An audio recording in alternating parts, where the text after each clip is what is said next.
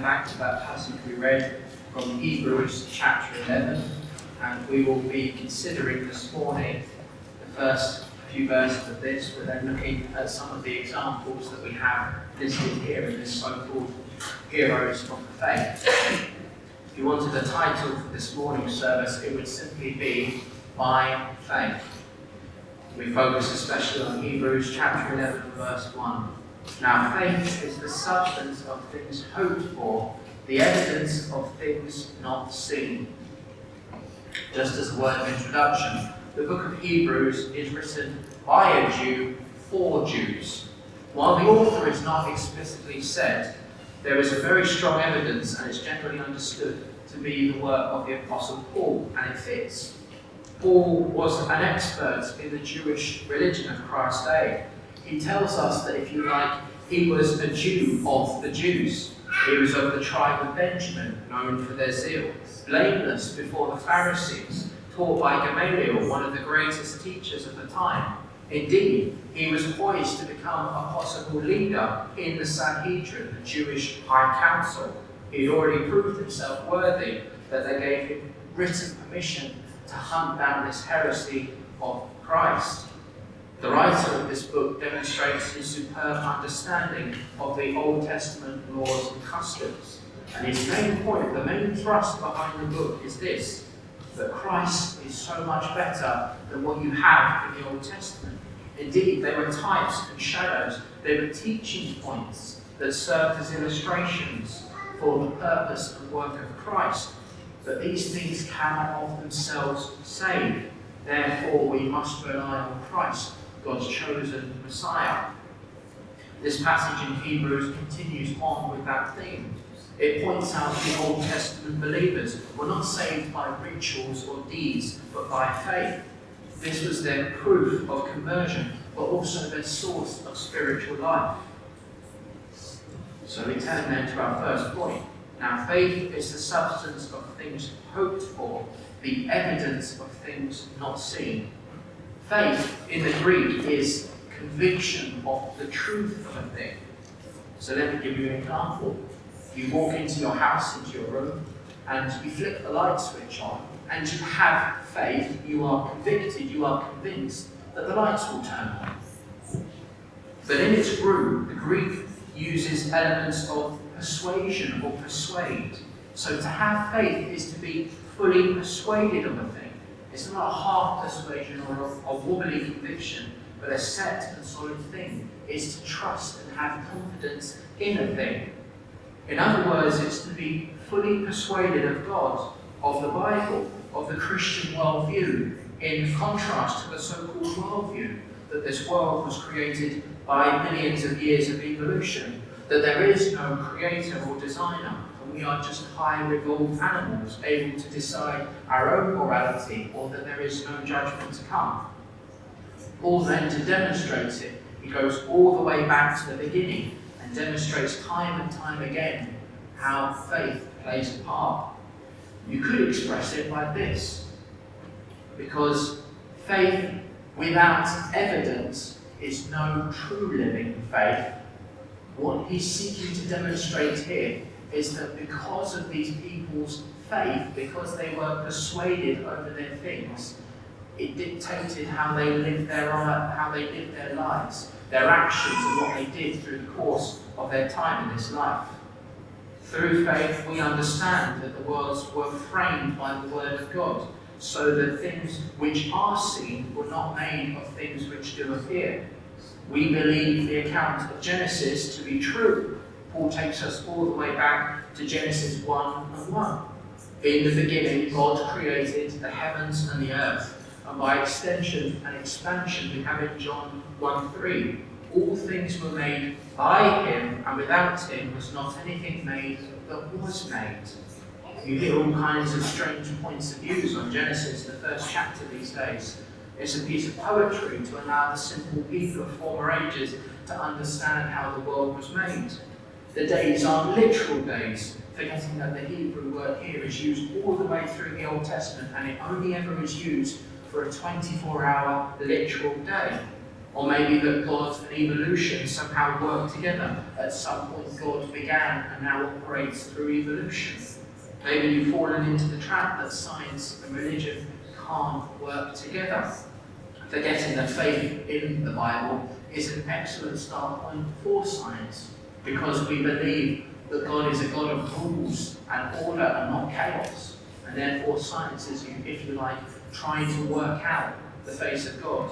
In some ways it's been put as creation is the mirror of God, because you see so much of God's nature all the way through creation. But the simple view of the Bible is this: in the beginning, God created the heavens and the earth. There's no explanation of where God came from, just the start of the narrative of all things in this world. No poetic language. There's no space for billions of years and countless generations of death and evolution. There's no space for days of varying length or time periods. There's no space for modern materialistic thinking. Rather, the believer understands that God made this world and everything in it. Therefore, everything is answerable to God and to Him alone. This, deep down, is what the unbeliever fights. Any excuse that allows them to say, God is not my creator, therefore He has no right to set what is right and wrong. This is ultimately what an unbeliever is fighting against. If you do not want to believe in a God who created everything, then it befits you to understand this world in an evolutionary context, because then you're free to say, no one created me, therefore I can set my own morality on what's right and wrong. But God is the chief designer and architecture of nature. We see all of His great power in the powerful weather systems that we have, the intelligence of how all of creation works together for its own purposes, the level of complexity that far outstrips even the greatest of human designers, and we see the amazing diversity of life that exists. I wonder if you've ever considered that. God is a God who creates. He delights to create. So we don't have just 2 or 3 types of animals or creatures. We have thousands of different types who perform loads of different functions in different ways. God, if you like, if we can say it like this, He went all out. He displayed His power and intelligence and creative design. How? Because He created so many different forms of life. You don't have just 2 or 3 different types of flowers. You have hundreds of different types of flowers. You have hundreds of different types of colours that we can enjoy. So many different kinds of food that we can all enjoy and find pleasure in. God didn't just create 1 or 2 things for us.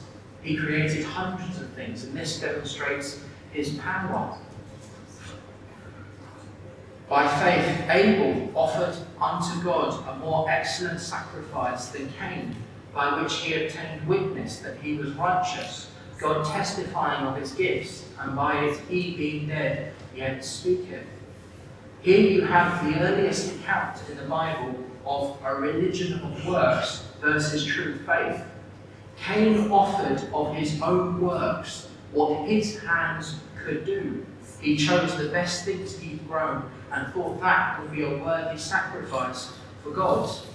There's nothing wrong with being a farmer, we have to say that. It wasn't that he didn't produce something that wasn't amazing, but it wasn't right. It wasn't what God had commanded. He thought he could please God on his own merits. And this is the difference between the Bible, true faith, and every other religion that's out there. Because every other religion says, aha, you're good enough. You just need to make sure that you do this ritual, or you do these works, or you make sure your good works outweigh your bad works, and then you'll be good enough for God.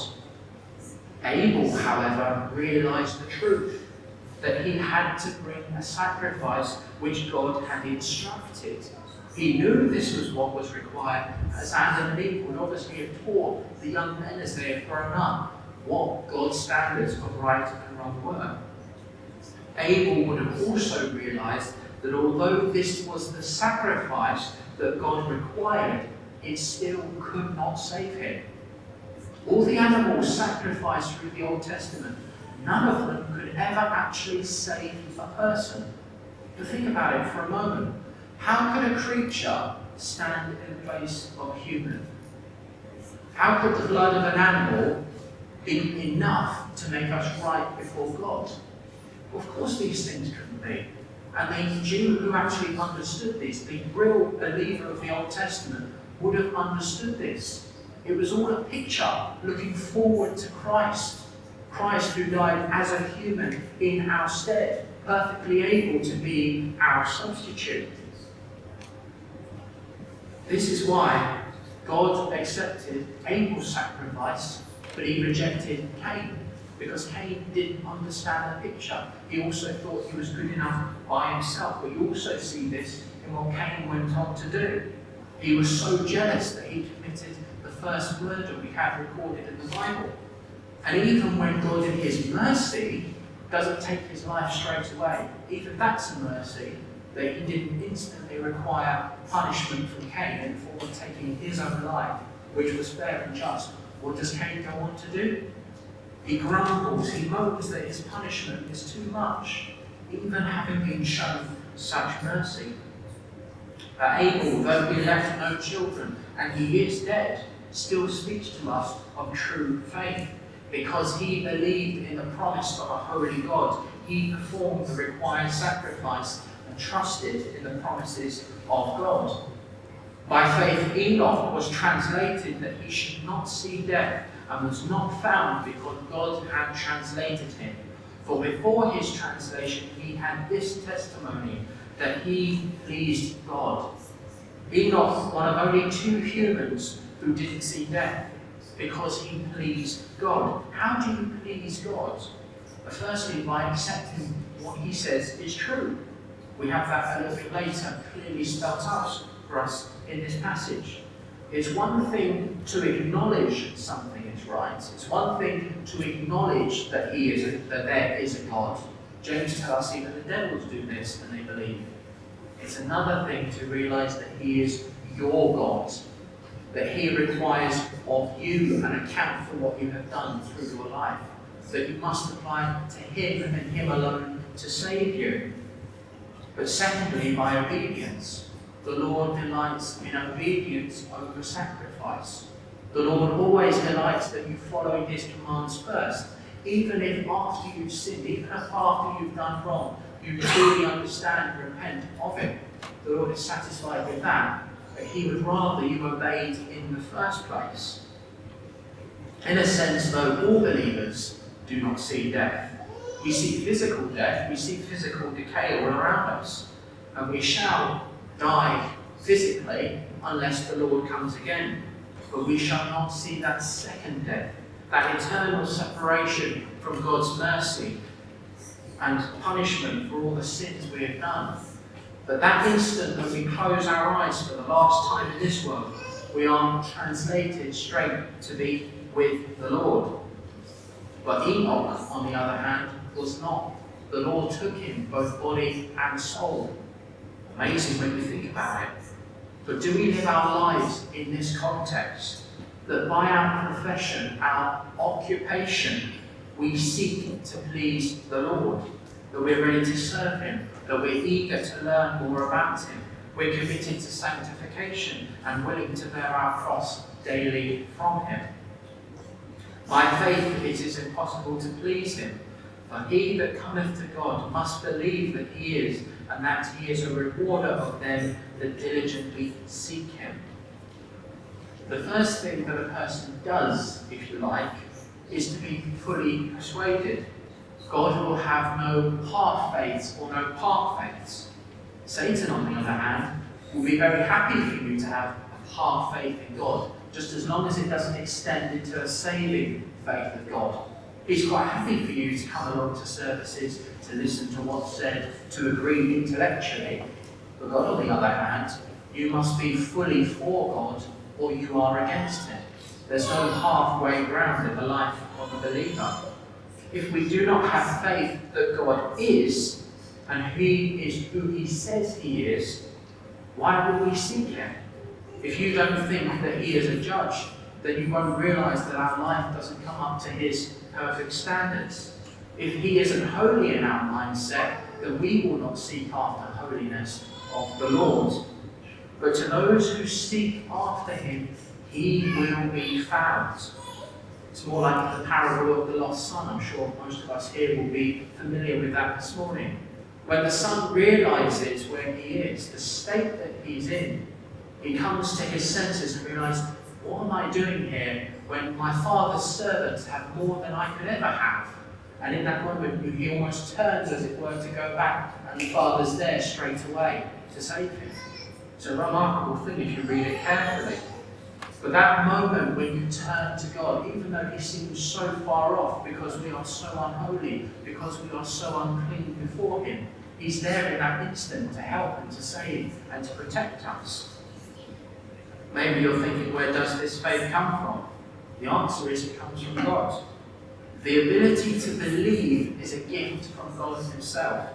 If you think about it for a moment, what we have in the Bible would be too fantastic otherwise. That one being created this whole world around us with the words. That we are fallen creatures, that every one of us is fallen before a holy, perfect God. That if he didn't do something, we would all be lost for eternity. The message of the Bible would be lost on us because it would be too fantastic.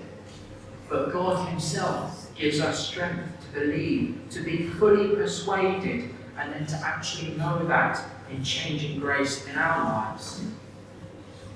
By faith, Noah, being warned of God of things not yet seen, moved with fear, prepared an ark to the saving of his house, by the which he condemned the world and became heir of the righteousness which is by faith. Because Noah was fully persuaded that God was holy and a keeper of his word, he obeyed to the building of an ark. For 120 years, he not only built the ark, but he also pleaded with the people.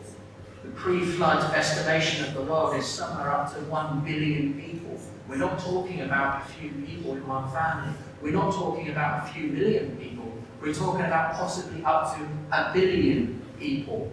The pre-flood population of the world was huge.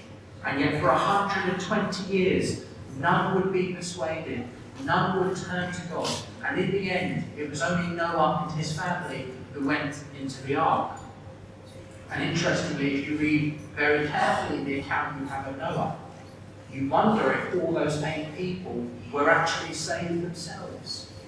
Amazing to think. We obviously know that Noah was saved, but we don't fully know about the others. What happens next kind of makes you think maybe they weren't all saved. But to think about it for a moment, even to see and live through all that, and yet not to believe in a holy God.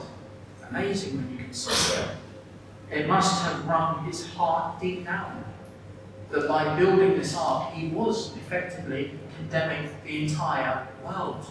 It wrings the heart of every true believer when we read of those who died, who perished without God. It really does bring us to the very core. Especially when we know this, God would have saved them. There is no one who cannot be saved. There is no person who is so sinful that they cannot be saved through turning to the Lord. We have it in Ezekiel that the Lord takes no delight in the death of the sinner, but he longs that all would turn to him. And then it goes on to say, but you would not turn. The saddest thing of all, everyone who is an unbeliever, everyone who is condemned eternally, will know that they only have themselves to blame. This is why we plead with people. God is willing to save souls. He is willing to save you if you will put your faith and trust in him. But if not, then it will lead to your eventual condemnation. But to be the heir of righteousness is far better. It's not something Noah or we earn. It's freely given to us when we believe. But the cost of our righteousness is laid on Christ. Never forget that everything we have is because of Christ's sacrifice, because of his mediation, his high priestly role to us. Even every day that you wake up is a gift from Christ. That's why we're to be such a thankful people, because we receive so much, so freely from a holy God. By faith, Abraham, when he was called to go out into a place which he should after receive for an inheritance, obeyed, and he went out, not knowing whither he went. Genesis 12, 1-3. Get thee out of thy country and from thy kindred, from thy father's house, unto a land that I will show thee, and I will make a great nation of thee, a great nation, and I will bless thee, and make thy name great, and thou shalt be a blessing. And I will bless them that bless thee, and curse him that curseth thee. And in all these shall all the families of the earth be blessed. This is the first recorded word we have of God speaking to Abraham. And what did he say? Leave your homeland, leave your wider family, come to an undisclosed land that I will give you, and I will make of you a great nation. Not a tribe or a ruling family, but a whole nation from one man. What do we have in Scripture? From him as good as dead. A man 75 years old who had had no children of his own. He also had no Bible that he could inquire of. He had no prophet that he could speak to. When you understand that, the faith of Abraham seems so much greater. And yet Abraham was fully persuaded about God.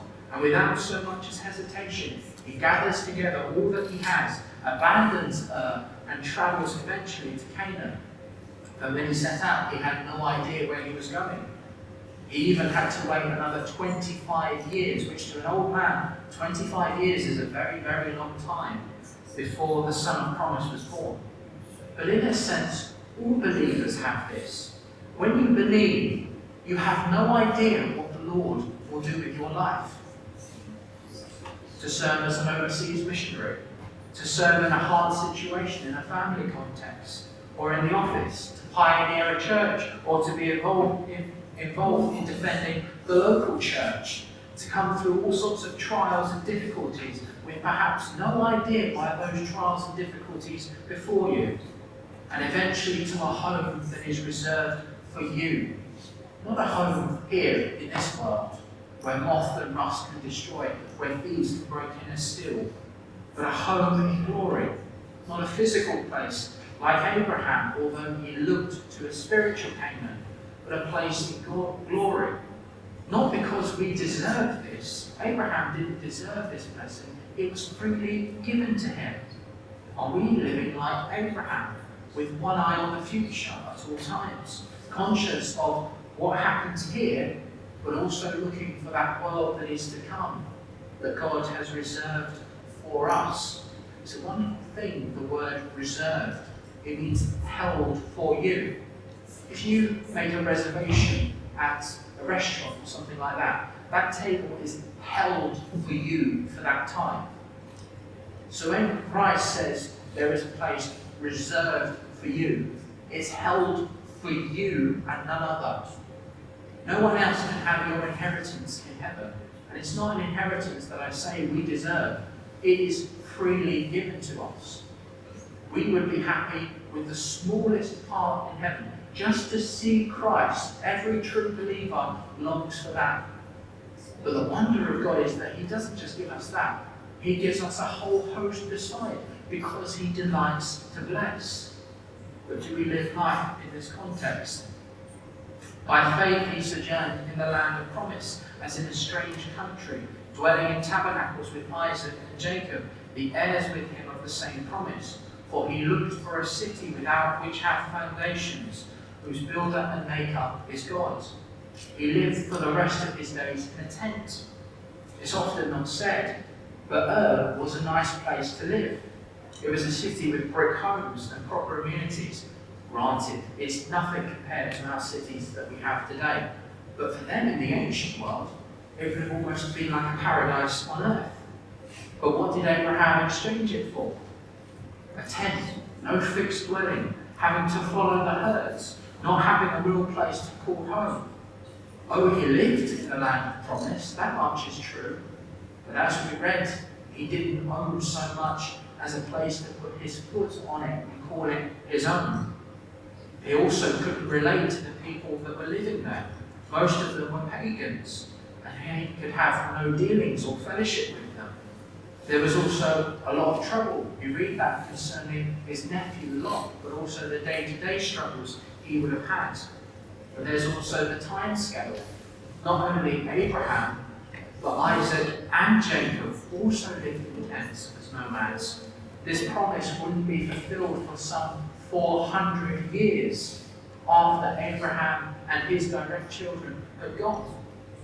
But that didn't matter, because Abraham was convinced by God. He convinced that the promises were true, and though he may not physically see them kept, he knew that down the line they would be made true because he trusted in God. Through faith, also Sarah herself received strength to conceive seed and was delivered of a child when she was past age, because she judged him faithful who had promised. Therefore sprang there even of one, and him as good as dead, as many as the stars of the sky in multitude, and as the sand which is by the seashore innumerable. If Abraham was worried about producing an heir, which he did apart from Sarah, how about Sarah herself, after, in her own words, it had ceased to be with her? Physically, it was impossible for her to have a child. It could not happen. But what do we read? Do we read about how at first she had her doubts and reservations? No. All we have is her testimony here, is that she judged God faithful and therefore received strength to conceive. Though they were both as good as dead in that they could not have children, yet the impossible happens. In some ways, I think we lose the wonder of this. We could easily gloss over it. In our day and age, where in this day and age, women often died in childbirth. There was no technology available, there was no real understanding. And yet, a woman in her 90s had a child. We know men and women then lived much longer and aged better than today. But even so, it's still amazing. We shouldn't lose the wonder of it. But also, it didn't just peter out within a generation. Isaac had 2 sons from Rebekah. Esau, the older, was rejected, and Jacob was chosen, who went on to have 12 sons. And then those 12 sons went on to be the patriarchs, the head of the 12 tribes. And from them, when they left Canaan some 400 to 500 years later, they were numbered 600,000 men alone. Women and children aside, you're talking about a nation possibly of up to 2 billion people. That's an astounding amount of growth in some 500 years. These all died, not having received the promises, but having seen them afar off, and were persuaded of them, and embraced them, and confessed that they were strangers and pilgrims on the earth. Abraham and Sarah, Isaac and Rebekah, Jacob and his family, none of them saw the fulfillment of these promises. They had no idea how God was going to keep his word. But again, it didn't matter to them. They knew that God was faithful. If you like this, they had proved his faithfulness in their lifetime, the constant keeping, the constant protection, the constant support, so they could trust that in the future, although they didn't know how it would happen, they knew that God would make good on his promises. This is how we live our lives in our lifetime, here and now. You prove God in this lifetime so that you are given the strength to trust him for eternity. I wonder if anyone here has actually sat and thought about this. Eternity, it means never ceasing. We're humans, we judge things by the end. 10 days, 20 days, 30 days, 100 days, 40 days, 10 years, 20 years, 30 years, it's all marked by an end. But in heaven, 10,000 years is still nothing. 100 million years, it still goes up forever. The number just keeps going up and up and up. How many of us actually sit here and think, God has promised us eternity? And yet we doubt him sometimes for the day-to-day provisions. What strange creatures we are, that we trust God and we say, oh yes, we believe that he will keep us for eternity. He will keep us in heaven forever. And yet we doubt that he will provide for the next few days for us. It puts it in a wider context. But God is building up our faith in this lifetime so that we can actually say with faith, yes, He will keep us for eternity. That when we've had 10,000 years bright shining as the sun, I've no less days to sing his praise than when I first begun. Brothers and sisters, where is your citizenship? Is it here in this world? Or is it waiting for that world to come? That we do live as pilgrims and strangers here, people passing through with no fixed abode here. Yes, we do the best that we can in this lifetime. We all have things that we must do. Our family needs supporting. We have to do our job as a citizen. We have to be employed. We have to be as good as we can for those in this lifetime context. But are our eyes only focused on here? Or are we looking also for that world to come? And then if you like, if everything was taken away except the Lord, then you would be perfectly happy and content with that. Or do we keep ourselves tethered to this world and its delights? It's possible, even as a true believer, to be more at home here than longing for that world that is to come. To cut down our Christian life so much, down to a minimum, and to be for this world. We have the example of Lot, sadly. His life was in this world alone. He was stained by the skin of his teeth, if we can put it that way. But oh, the hardship, oh, the pain that those last years of his were. Dropping down there just briefly as we come to finish, to speak for a moment about Moses. By faith, Moses, when he was born, was hid 3 months of his parents because they saw he was a proper child, that they were not afraid of the king's commandments. You know the story. The patriarchs went down to Egypt. They were there probably for a number of years as, if you like, honoured guests. And then a Pharaoh arose who did not know Joseph, who did not know the history, who did not know the history of these people. And he suddenly feared them. He said, these people that are growing, well, we can't have that, because if they grow to a point, they might just side with our enemies and then we'll have more problems. And what did they do? They dealt harshly with them.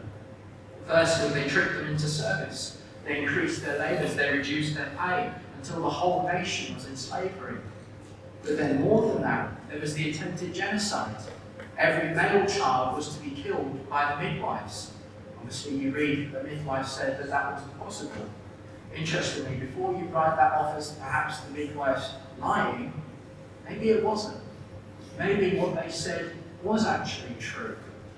That the Lord somehow, as well as increasing this nation exponentially with people, made it so that the children were easily born, so that the children were born before the midwives got there. But that's not enough for Pharaoh. He then decrees it to every citizen of his nation. If you find a male child, throw it in the river, get rid of it. But in the middle of all this, 2 Levite parents have a child. And they not only prayed for deliverance for the nation, but they were prepared to act for the deliverance of their nation. When Moses was born, somehow they saw that he was deliver them from slavery. Never think that when it says they saw he was a proper child, never think that he had 10 fingers, he had 10 toes, he was a cute baby. No. Those parents saw something more, something special in that child. Maybe they were minded as Levites who had, if you like, the spiritual rule of the nation. Maybe they were minded to think the same as Hannah. If the Lord will give us a male child, then we will be prepared for him to be the deliverer of the nation. But when Moses became too difficult to hide, they took the largest step any parent could ever take. You've seen, I have 2 small children. I don't think I could do this. To, if you like, leave the child at the river for the Lord to look after, somehow knowing that the Lord would look after that child. I don't think I could have had the strength to do that. But they were fully persuaded that God would honour his promise, that he would bring the children of Israel back from slavery, and they were prepared to act. And their faith was rewarded. Not only Moses' mother got to raise and wean Moses, but she even got a wage from Pharaoh's house as well, and then went to see Moses being instrumental in the deliverance of the nation. By faith, Moses, when he was come to years, refused to be called the son of Pharaoh's daughter, choosing rather to suffer affliction with the people of God than to enjoy the passing pleasures of sin for a season. Moses grew and became a man. He was raised as an Egyptian with all the learning and advantages a superpower could bring. Wealth, pleasure, knowledge, respect, power, anything he wanted, he could have easily had. But instead he chose to forsake all, to be counted with God rather than to be counted against God. Why? Because he was persuaded that to know God was far better than all these things. He was rejected by the Egyptians. He was even rejected by his own people for a time because they weren't ready to be saved. But he clung to God through it all, and God blessed him.